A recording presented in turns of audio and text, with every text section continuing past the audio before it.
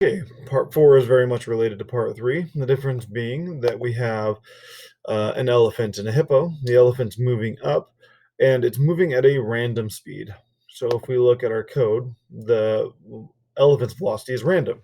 So if we want to move them at the same speed, we're going to have to do things just a little bit differently. So we're going to need the same thing. We're going to need an if block. We're going to need is touching, and we're going to need velocity y.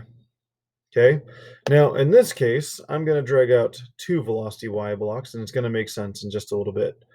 Okay, the first one I need is sprite velocity y, and I'm going to set it equal to sprite velocity y.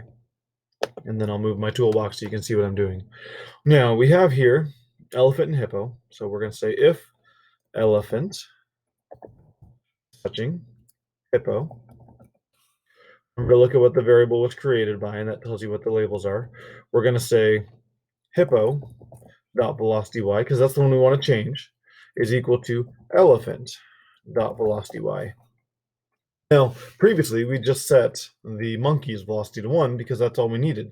On this one, we're going to change both of them to be equal. That way, no matter what the elephant's velocity is, the hippo will change to be the same.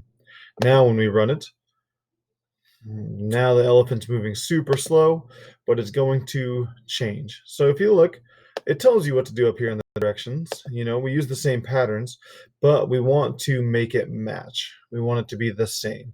So instead of setting them equal, now they're moving at the exact same speed. And that's the way that one works, right?